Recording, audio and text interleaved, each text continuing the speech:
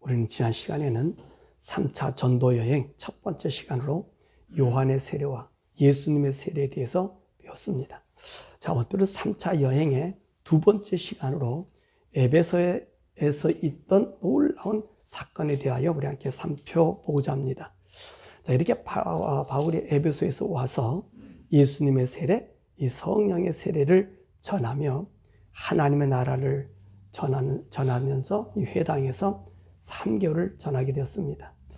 그러다가 다시 두란노 소원이라는 곳에서 2년을 전하며 아시아와 그 주위에 있던 사람들이 다 하나님 말씀을 듣고 많은 기적과 또 그 기적과 아울러 폭동으로 인하여 에베소를 떠나게 되면 우리에게 들려주는 말씀입니다. 그럼 바울이 에베소에서 전한 복음이 무엇입니까? 우리 지난 시간에 우리가 바울이 에베소 사람들에게 들려줬던 것이 요한의 세례만 아는 성도들에게 예수님의 세례를 가르쳐주고, 오늘 본 말씀 보니까 안수아 12명의 사람이 성령을 받았다, 그렇게 말씀했습니다. 그리고 바울은요, 회당에서 3개월간 하나님의 나라에 대한 복음을 전하였습니다. 그랬더니 어떤 사람들이 마음이 굳어서 받아들이지 않고 무리 앞에서 이제 바울을 비방함으로 바울이 더 이상 회당에서 가르치지 않고 두란노 소원이라는 곳에서 이 하나님의 나라에 대하여 증거하였다는 것입니다. 이 두란노 소원이라고 하는 것은 두란노라고 하는 사람이 헬라 철학을 전파하기 위하여 세운 학당입니다. 그래서 이 두란노 소원에서 바울이 날마다 성경을 강론한 거예요. 이 바울이 하나님 말씀 강론한 이곳, 이 두란노 소원은요, 이곳 사람들은 오전 11시까지 일하고 오후 4시까지 쉬는 시간을 갖는다고 합니다. 그래서 사람들이 얘기가 바로 이 시간에 바울이 이 시간을 통해서 하나님의 나라에 대해서 말씀했다는 것입니다. 그래서 이 아시아에 사는 유대인이나 헬라인이 다 주의 말씀을 들었다고 했습니다. 자, 이렇게 하나님 나라의 복음을 전하자 놀라운 일이 일어났습니다. 하나님 바울에게 하나님의 기적의 능력을 베푸셨습니다. 온갖 병에 걸린 사람들이나 귀신 들린 사람들이 떠나가게 되었습니다. 심지어 바울의 몸에서 손수건이나 앞치마를 가져다가 병든 자에게 얹으면 그 병이 떠나가고 악기까지 떠나가게 된 것입니다. 더 재미있는 현상은 이렇게 기적이 일어나자 돌아다니며 마술하던 이 유대인들이 시험 삼아 악기 들린 자에게 주 예수의 이름 불러 말하며 내가 바울이 전파하는 예수를 의지하여 너희에게 명하노라, 그렇게까지 하였다는 것입니다. 자, 이것은 무엇을 말하고 있는 거죠? 바울이 이 에베소에 새로운 복음의 트렌드 마크가 되었다는 것을 볼 수 있습니다. 모든 것이 이 바울을 통하여 일어난 혁신이었던 것을 볼 수 있습니다. 더욱이 유대인의 대제사장인 스게와의 7 아들도 유대인의 마술사와 같은 일을 따라했습니다. 그래서 악기들에게 바울이 전하는 예수 이름으로 명하노니 그 사람에게서 나오라, 그렇게 하였습니다. 그랬더니 악기가 이 제사장의 아들들에게 달려들어 때려 눕혀서 상하게 하고 벗은 몸으로 그 집에서 도망 나오게 된 것입니다. 자, 이러다 보니 에베소에 사는 유대인과 헬라인들이 다 이 일을 알고 두려워하며 주 예수의 이름을 높이고 자복하고 자신의 행한 일들을 알리고 마술사들은 자신들이 배우고 있던 마술의 책들을 모아가지고 불사르는데 그 값이 은 5만의 가치의 책들이었다는 것입니다. 그렇다면 왜 바울의 몸에서 가져온 손수건이나 앞치마에는 귀신들이 항복하고 마술사나 대제사장의 아들들이 바울이 전하는 예수 이름을 사용할 때 다른 반응이 나왔느냐는 것입니다. 똑같이 예수님을 의지하고 있지 않았습니까? 그런데 바울은 그 속에 하나님의 성령님이 거하는 사람입니다. 바울 그 자체가 하나님의 것이 된 사람입니다. 이 사람에게는 무엇이나 다 하나님 앞에 속한 것이었다는 것입니다. 그런 이 바울이 지닌 것이 하나님의 놀라운 능력이 그와 함께 믿는 자에게 나타난 것입니다. 그러나 마술사나 이 대제사장 스게와의 아들들에게는 하나님이 없는, 하나님의 영이 없는 자연인이요 그리스도를 믿지 않는 불신자인 것입니다. 그러므로 바울이 예수님의 이름을 부르는 것은 하나님의 영광을 드러내는 것이요 예수님이 주이심을 보여주기 위한 표적이었던 것입니다. 하지만 저들은 예수님의 이름을 부르는 것은 자기들의 이익을 위해 예수님의 이름을 도용한 것이므로 하나님께서 이들에게 자신의 능력을 나타낼 수 없는 것이고, 악기들이 달려든 것은 자기들이 미워하고 싫어하는 예수의 이름으로 자신들을 꾸짖으니 분통을 터뜨린 것입니다. 그러므로 예수 이름으로 하나님의 능력을 행하는 것은 아무나 되는 것이 아니라 하나님의 영에 지배된 자들에게 나타난 것임을 말씀해 주고 있는 것입니다. 이렇게 에베소에 하나님의 역사가 나타난 것입니다. 이 에베소는요, 헬라 철학자인 헤라클레투스가 태어난 헬라 철학의 근간을 두고 있는 도시입니다. 뿐만 아니라 우상의 중심지였습니다. 바로 아데미 여신입니다. 이 아데미 여신은요, 아시아의 모성 여신입니다. 헬라의 제우스 딸로 달신을 말합니다. 이 아데미는요, 유방을 28개나 가지고 있고요. 그래서 풍요와 다산의 신을 의미합니다. 더욱이 에베소에 있는 이 아데미 여신의 신전은 고대의 7대 불가 사이의 한 건물로 길이가 110m, 넓이가 50m로 그 기둥이 127개, 그리고 높이가 20m가 되는 웅장한 건물이었다고 합니다. 더욱이 아데미 여신에 대한 축제는 매년 열리므로 각국의 사람들이 몰려오고 이 여신상을 자신들의 수호신으로 삼으려고 수많은 사람들이 사가지고 가게 된 것입니다.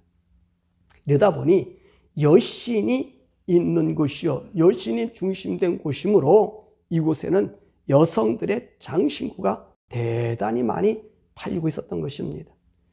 여러분들이 잘 아는 클레오파트라, 그 클레오파트라도 이 에베소에서 와서 이 장신구로 사갈 정도로 유명한 곳인 것입니다. 자, 이런 우상의 도시에 예수의 복음으로 인하여 마술사들이 더 이상 속이지 않겠다고 하며 모든 책을 불살라 버리니 당연히 이 도시의 성도들이 우상을 버리는 것이 당연한 일이 아니었다는 것입니다. 그러자 이 성에서 아데미 여신상의 모형을 만들어 파는 사람들 중에 데메드로라는 사람이 이 모형을 만들어 파는 자기 직원들과 사람들을 모아서 선동합니다. 여러분, 우리는 이 사업으로 먹고 삽니다. 그런데 여러분이 이미 듣고 본 바와 같이 저 바울이라는 작자가 손으로 만든 것은 신이 아니라고 많은 사람들에게 떠벌리고 다니는 통에 우리의 장사는 이제 말이 아닙니다. 여기 에베소뿐만 아니라 아시아 전체가 이런 실정입니다.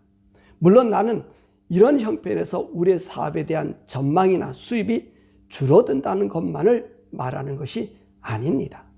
이대로 가다가는 위대한 여신 아데미 신전이 그 영향력을 잃게 되고 이 아시아 지방은 말할 것도 없고 세계 모든 사람이 장엄한 여신 아데미를 잊어버리게 될 것입니다.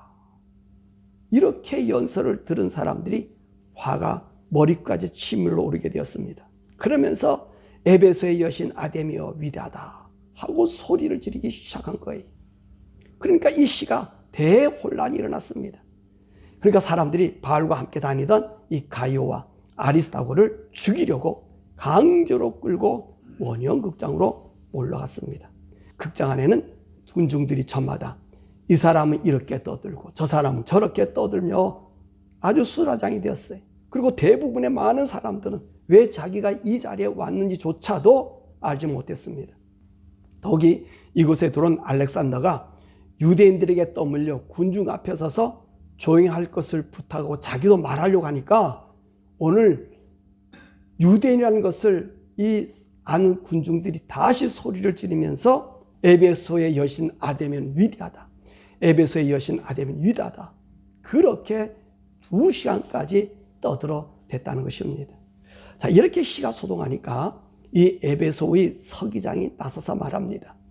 이 서기장은요, 로마에서 임명한 사람이 아닙니다.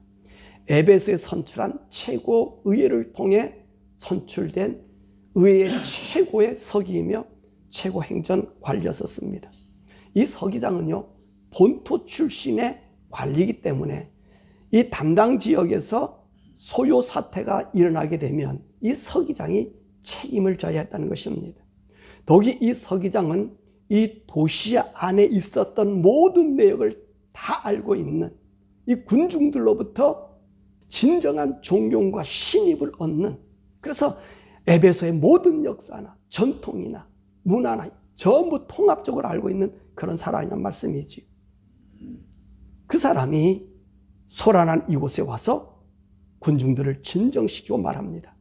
에베소 시민이요, 에베소가 위대한 여신 아데미와 하늘에서 내려온 신상을 숭배하는 도시라는 것을 누구나 다 아는 일입니다. 이것은 아무도 부인할 수 없는 사실입니다. 그러니 여러분은 진정하고 경솔한 행동을 해서는 안 됩니다.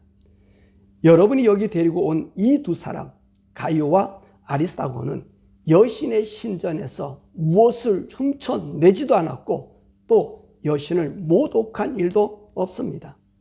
만일 데메드리오와 직공들이 이 두 사람을 고소할 생각이 있으면 법정이 열려 있으니까 재판관들을 찾아가십시오. 그러면 즉시 처리해 줄 것입니다. 법적인 절차를 밟아 진행해 주시기를 바랍니다. 만일 그 밖에 다른 불평이 있으면 경기시의회가 열리니 그곳에 안건을 내면 됩니다.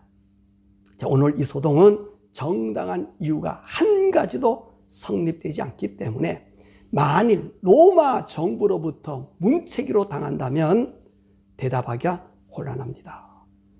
그리고 나니까 그 원형구장에 있는 모든 군중들이 다 해산했다고 하는 것입니다. 그러면 왜 이 서기장이 말 듣고 사람들이 흩어졌을까요? 사실 로마는요, 민주주의가 발달되었습니다. 자신들의 문제가 있으면 법정이 열려 있으므로 법관에 찾아가서 호소하면 이 법관이 법으로 판결을 내립니다. 그것이 못마땅하면 총독에게 가서 항의합니다. 또 그것이 안 된다면 다시 시의 의제로 상정해서 그 도시의 최고의 의결기관의 결정을 따라서 해결한 것입니다. 바로 이것을 서기장이 말한 것이지요.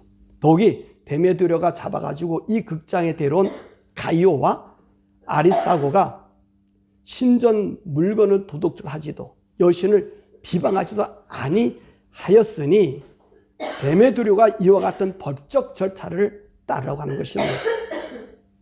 그러면 이 데메드리오가 가이오와 아리스타고를 붙잡아 가서 왜 소동을 부렸을까요? 이들은 어떤 사람이라고 그랬죠? 에베소 사람이 아니에요. 아리스타고는 마게도 사람이고요. 가이오는 베베 사람이므로 붙잡아 온 것입니다. 이들의 의도가 뭐지요? 타 지역 사람들이 다른 신을 우리에게 전하여 우리와 온 아시아가 이들의 신 예수에 매도된다는 것입니다. 더욱이 이 도시는 아데미 여신을 섬긴 곳인데 이 도시에 다른 신을 섬기도록 하기 때문에 자기들의 지역 종교를 방해하고 침범했다는 증거로 보이기 위해서 이 두 사람 가이오와 아리스타고를 붙잡아 온 것입니다. 하지만 서기장은 왜 안 된다고 했을까요? 로마는요, 종교의 자유가 있는 도시입니다. 모든 사람이 자신의 종교를 말할 수 있고 알려줄 수 있습니다. 그것이 로마의 특색입니다. 다만 로마의 황제를 신이라 하고 그들의 신전 곁에 세워두기만 하면 아무런 문제가 없습니다. 그런데 이 바울이 전하는 예수는요, 그 어떤 형상도 가지고 다니지 않고 말로만 전하는 예수란 말입니다. 사실 말이란 근거가 없는 것이 아닙니까? 만약에 에베소에서 예수의 상을 세워놓고 포교를 하였다고 하면 그들은 당장 죽임을 당했을 것입니다. 근데 예수님에 대한 어떤 상징물도 없는 말로만 전하는 복음입니다. 그러니 이들에게 있어서 바울이 전하는 복음은 지식이요, 이론이요, 학문에 불과한 철학입니다. 그러기에 이들을 처벌할 아무런 근거가 없는 것입니다. 그래서 서기장이 군중을 설득한 것이 바로 이 점이라는 것입니다. 저들이 여신을 비방하지 않았고 신전의 물건을 도둑질하지 않았으니 처벌할 수 없다는 것입니다. 이들은 종교라기보다는 오늘 예수를 철학의 한 분야로 생각하기 때문에 그렇습니다. 그렇습니다. 우리 기독교는요, 눈에 보이는 것을 형상으로 만들어 놓고 믿는 종교가 아닙니다. 우리는 영으로 하나님과 교통하는 것입니다. 그래서 기독교는 차원이 다른 사람들입니다. 바울이 에베소에서 전한 복이 무엇이라고 말씀하고 있습니까? 하나님의 나라입니다. 하나님의 나라는 지금 당장 눈에 보이는 것이 아닙니다. 영으로만 하나님의 나라를 볼 수 있고 그 영으로만 하나님과 교통할 수 있는 것입니다. 왜 우상이 없어도 바울의 몸에 있는 손수건이나 앞치마를 가지고도 병든 자와 악귀를 지배할 수 있었을까요? 영이 보이지 않는 육을 지배하고 있음을 보여주는 것입니다. 하지만 이 영이 없는 사람, 마술사나 대제사장 스게와의 아들들에게는 영이 없으므로 영친 악귀들은 이들을 오히려 제압해 버렸다는 것입니다. 그러므로 영의 사람이 되지 않고 천국 이야기를 하는 사람에게는 천국에 대한 확신이 희미합니다. 정말 천국이 있음을 믿느냐 아니 믿느냐는 하나님의 영이 거하느냐 아니 거하냐에 달려있는 것입니다. 왜 교회에서 이 천국의 말이 없습니까? 아직도 그들에게 이 하나님의 영이 없기 때문입니다. 하나님의 영이 없으면요, 자연히 천국을 말할 수 없습니다. 그러나 하나님의 영이 있으면 천국을 말하지 말라 해도 천국을 말하지요. 예수님이 복음을 전하시면서 하나님의 나라에 대하여 전하고 영으로 말하니까 사람들이 뭐라고 얘기합니까? 참 어렵도다 하면서 다 떠나갔습니다. 사람들이 원하는 것은요, 오직 현실 삶의 만족입니다. 현실에서 강건하고 행복하고 부유하고 평안과 자유를 말합니다. 그러나 천국의 사람, 하나님의 영의 사람은 항상 하나님의 나라를 말하며 그리워합니다. 천국을 그리워하지 않는다는 것은 하나님의 영이 없는 사람과 같은 것입니다. 왜 그럴까요? 천국은 우리의 고향이에요. 우리 아버지가 살고 있기 때문에 그렇습니다. 외국에 온 다른 사람들이 왜 자기 나라를 그리워합니까?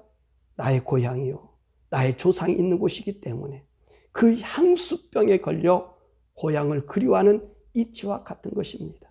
왜요? 고향에서 내가 자랐던 추억이 있기 때문입니다. 이처럼 하나님의 영의 사람은 하나님의 나라가 좋은 것입니다. 하나님의 사람으로서 천국을 그리워하지 않는다. 그것은 아마도 하나님의 사람이 아닐 것입니다. 하나님의 영의 사람이 되면 나이와 상관없이 그 나라를 그리워합니다. 젊어서는 모를 수도 있습니다. 그러나 나이가 들면 들수록 그 나라가 그리워집니다. 우리는 기소 본능이 있기 때문입니다.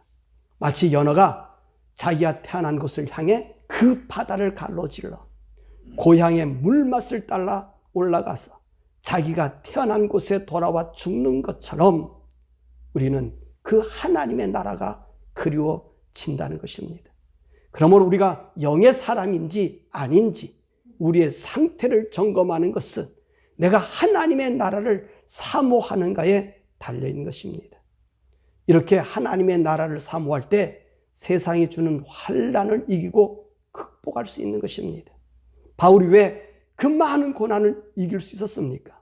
하나님 나라가 있기 때문에, 그 나라의 영광을 보았기 때문에 오히려 그 고난을 즐거워하고 기뻐했습니다. 그는 하나님 나라의 영광에 덮여 살고 있었기 때문인 것입니다. 사람들이요, 하나님의 나라 이렇게 말하면 좋아하지 않습니다. 세상에 비관론자라고 이상하게 생각합니다. 너무나 당연한 것을 너무나 이상하게 생각합니다. 천국을 그리워하고 사모하는 사람은 사실 비관론자가 아니라 소망의 사람입니다. 하늘에 소망이 있기에 그 나라를 사모합니다. 오히려 하늘을 사모하지 못하는 그 사람이 비관론자들입니다. 그래서 이 땅의 것을 찾아 헤맵니다. 건강을 찾아 헤매고, 병원을 찾아 헤매고, 맛집을 찾아 다니고, 좋은 집을 찾고, 좋은 차를 타야 하고, 잘되고 멋져야 한다고 생각합니다. 왜요? 천국이 없기 때문입니다. 하나님의 영이 없기 때문이지요. 하나님의 영의 사람은 모든 것을 초월할 수 있습니다. 하늘의 영광을 보기에, 그날을 사모하기에 모든 것을 하나님께 맡기고 삽니다. 질병이 와도 두렵지 않습니다. 오히려 기뻐합니다. 왜요? 하늘에 가는 나를 사모하기 때문입니다.